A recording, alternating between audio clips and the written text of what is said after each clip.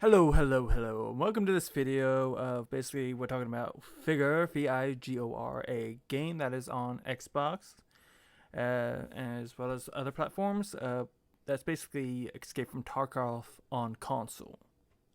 Now we're here to talk about the good, the bad, and the ugly of it. What you seen in the background there? Sorry, there was a little cut there off. Guard in the background there on my TV. That's what this is. Vigor. Escape from Tarkov on console, basically. I've been playing it a bit recently. It's a pretty fun game. First off, we're gonna get here on the good about it. The good, like I said, it's kind of basically Escape from Tarkov on console. You have these maps you can go on. There's 2 through rotations areas that where like it rotates through areas of different maps every like 2 hours, and the newest one. So you got 3 maps to choose from, which is what they call encounters. But you can go in there with whatever you want. Nothing, a knife, any guns you want. You get loot. You try to upgrade your, as you see there's a building in the back there, basically your fortress building, whatever you want to call it. Helps you get better resources, stuff here and there. So you go in those counters. They also have 2 other modes. They have elimination, which is basically free for all, and takeout. I'm not sure which one is which. I think elimination is the team deathmatch, but takeout is the free for all. Basically, it allows you to get comfortable with the weapons, their sides, because it's third person over the shoulder and you can go over each side, but there's a first person aspect, so you can look down iron sights or scopes, which they have in there. But free for all basically helps you out with learning the gun control of the recoils, how much damage they do, as well as the healing system in there overall, and you do get rewards for it that help you out. Like I said, the other one is basically team deathmatch. So those modes really help you out with, if you're beginning the game, those are the 2 first to really go to really help you out a bit. But yeah, each gun has a different aspects of recoil, and if you do crouch, your aim is much better. Crouch prone, your aim is 10 times better than you're just standing there. So that's nice, that's nice. Like I said, they do have varying maps, but they do rotate them a bit, which I think is actually good. I mean, granted, this game is free to play. I should have mentioned that in the beginning. It's free to play, which is the best thing about it. Yeah. And with each rotation of the map, you can try out various different things, with the weapons. If we're not, overall, it's a fun game to play. Like I said, if you're looking for basically Escape from Tarkov on console, this is it. Vigor is it. And they do have a good varying of weapons and stuff, like I said. And the way it also works, if you go into these counters, you die. You lose all the loot you went out with. There is a aspect of the game where you can insure your stuff, just like in Escape from Tarkov. And, if no one takes it, you get it back. Kind of stuff like that. I mean, I would say this is a good middle ground game, kind of, if you're looking for Escape from Tarkov on console. Because what good there's equally enough bad stuff, I would say. In-game currency is the only currency that exists, which you can actually buy with real world money. There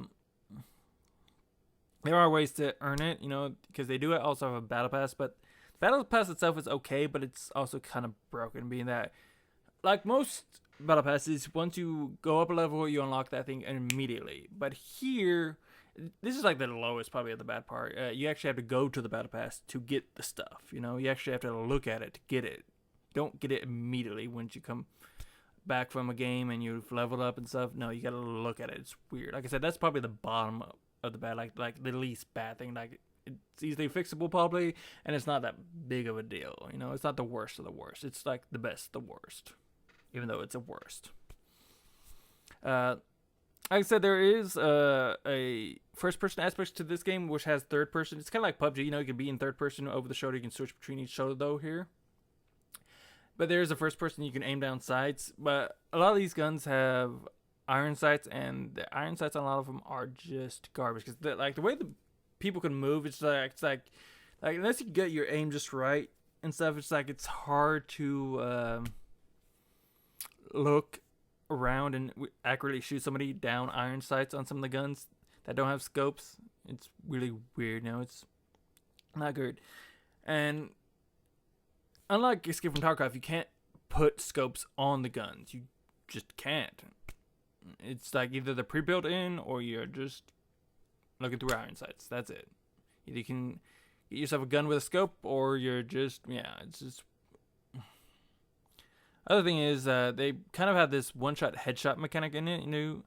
I swear though there was like one guy in a game I shot him in the head, but I must have just like miscalculated the distance and stuff and got a body shot. But yeah, they have a one-shot headshot mechanic.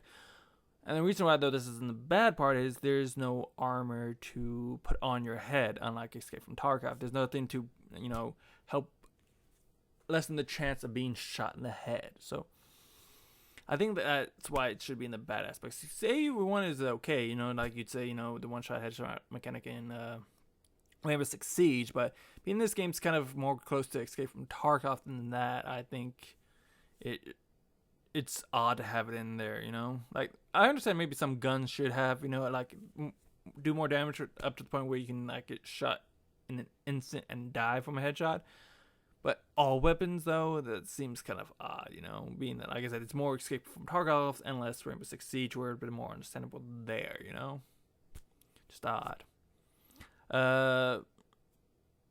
What else in the bad? Like I said, it rotates through the maps, but there's also very few maps. So, and this game's been out for a while. It's been out for a good long while. So, I think the issue isn't that how many maps there are. I think it's the time rotation. I think the time rotation takes a bit too long. I think the time it gives you is too long. I think an hour should be at the hour and a half at the most. Like I said, you can't put attachments on weapons, so you don't buy attachments. You don't even buy weapons in general. You make them. So you got to come out with like the parts you need to make them too. So there's that. There's, like I said, being that way, it's just you have no aspects of customizing your loadout that as much as you would want to. Like there's a gun in there that there's two versions of, one with the scope, one without a scope, and one without a scope. It's basically just garbage because the iron sight is horrible, and it takes a long time till you can get the one with the scope. And it's basically, like I said, it's the gun with a scope. It's just weird. And like Escape from Tarkov, there are exits, but there was this one exit I tried to get out of after I was like basically the last man alive. And the way it works is I'd put in the bad part here of is like you have a time to there's this radiation storm that comes in, and once the radiation storm comes in, that's when you start slowly dying, and to the point in which you're basically dead. There are pills to slow it down, iodized pills, but at some point you're just straight up dead. And there's this one, I'm not sure which map it was. There was a map that has a basically an extraction point, but to do so you have to jump from one basically bridge to another. It's like you're up on a cliff and it's broken, and you gotta jump from one side to the other. And it was like, if you have too much stuff on there, also I would say probably it's up in there if you say it's good or bad. Like, you have enough stuff, the more stuff you have on you, the more weighed down you are. So you can't run as much, can't run as far, And stamina actually, interesting enough, stamina works both in aspects of when you're running and when you're holding your breath. So that's kind of cool, I think. That's not a good point, but back to the bad point. Like I was saying, there was this basically escape route that basically is impossible for anybody who has too much stuff. So if you haven't learned the maps enough, you have this route that's basically, let's be realistic, it's fucking idiotic. It just is. Like, every other route is a safe route, but you have this one. Like, what the fuck's the point of it? Every other route is good, and I think there's like every other map doesn't have a route like this. It's just this one map that has this, and it's just like, what's the point in that? I mean, first thing you have to do is you have to climb up 2 ladders. You have to first go up to it, press X to start climbing, and you're basically exposed the whole time. So if you have somebody behind you shooting you, you have to engage them because there's no getting out of it. And that's if you can even get to escape. Then you have the part where you have to try and escape. It's like after the second ladder, you should just be up there safe, good. Like, seriously, it's dumb. Maybe I got to the edge and I could escape, but I doubt it. 'Cause usually, timer starts clicking in. It's like there was no timer. It's just, it was idiotic. It was so dumb. What else? If I'm to be honest, it's kind of easy. It's like, in comparison to, like, say, if, you have a game that's got easy mode, hard mode, medium mode, this would be, I would say, easy, to where Escape from Tarkov is hard. Unlike Escape from Tarkov, there are no scavs. That's why I think they have those free for all and team deathmatch to help you to learn, because there's no scavs you can either fight or become. When you're in a game and you see somebody else, that's another fucking player. So you got that. Consider that good or bad? It's up to you. I think it's bad because it's such a interesting, good concept that, with how sometimes like little amount of people that are in there. I mean, there are games where I've went in with stuff to shoot people, never saw anybody. You can go in there with nothing and come out with a bunch of stuff. Seriously. Overall, if I'm to say of this being a good, a bad game, it's somewhere in the middle. It's not a good game, but it's not a bad game. It's somewhere in the middle. Other aspects of bad, I would say that's in the audio. This game crashes a lot. Like the first game I played, which was like a day or two ago, I think it was yesterday. It crashed like 3-4 times, dude. Seriously, this game crashes a lot in comparison to any other Xbox games. That 9 times out of 10, or probably like 99% would be more of a higher percentage, so 9.9 out of 10. Most of the games don't crash, even at release. And this is past release, But if you, like I said, if you're looking for an Escape from Tarkov kind of game on console, Vigor's where you're gonna go. And you'd think though, with it being basically kind of the Escape from Tarkov on console, you'd hear more about it. But I think just the bad portions of this game drag it too much down for it to be considered a good enough game to, throw out there in the world and just see a lot of hype for it, a lot of talk about it and stuff. Because granted, even though it is Escape from Tarkov on console, there's very few weapons to begin with. Also, in the bad aspects, not to begin with, but just in general, there's like very few weapons. Like I said, there's no customization to it when it comes to weapons. I mean, it's an okay game, but there's just so much more you'd want there to be for a game like this, There's good aspects to it, but like I said, there's just too many equally bad aspects to it, Crashes, the lack of customization, the lack of weapons, I think some people might say it's bad at aspects where there's like map rotation. Instead of getting the map you want, you have to wait and stuff, so that for some people might be bad. I don't know, being how basically, I guess, close to dead this game is. It's good, I'm not saying it's dead, but it's, it's, like I said, it's not as well known as Escape from Tarkov, which is basically what this game kind of is. It's an okay, fun game, but overall, I have fun with it. You have fun when you play Escape from Tarkov. You get in, you get some stuff, you get out, whether you kill anybody or not. Same with this, and it was, it's like you get in and you die, and it's like, fuck.